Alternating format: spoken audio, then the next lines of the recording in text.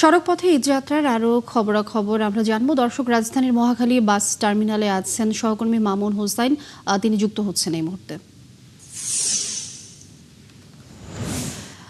মামুন, ঈদের ছুটি তো শুরু হয়ে গেছে, সকাল গড়িয়ে দুপুরে বাসে যাত্রীদের চাপ কেমন দেখছেন এবং ঈদ যাত্রা নিয়ে যাত্রীরা কি বলছেন?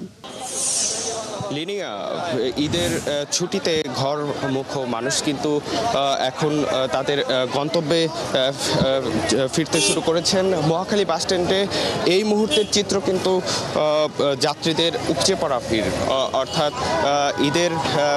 ঈদ কিন্তু 21 তারিখে হওয়ার কথা।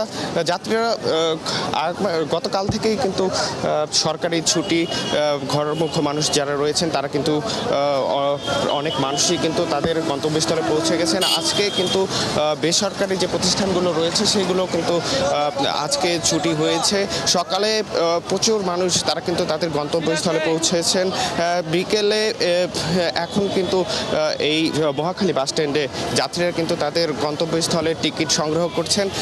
আমরা বাস কাউন্টারে কথা বলেছি, এখানে কিন্তু এখন টিকিট দেওয়া বর্তমানে বন্ধ রয়েছে, কারণ তারা বলছেন যে তারা কিন্তু 10 থেকে 12টি বাসের টিকিট তারা বিক্রি করে ফেলেছেন। এখন অতিরিক্ত টিকিট দিচ্ছে না, কারণ এই বাসগুলো যখন ছেড়ে যাবে তারপরে কিন্তু এখানে তারা টিকিট দেবেন। আর যাত্রীদের পক্ষ থেকেও যাত্রীদের সাথে কথা বলেছি, তারা আমাদেরকে যেটি জানিয়েছেন যে অতিরিক্ত ভাড়ার যে বিষয়টি, অতিরিক্ত ভাড়া রাখা হচ্ছে না, তারা কিন্তু নির্বিঘ্নে তাদের গন্তব্যে তারা পৌঁছতে পারছেন।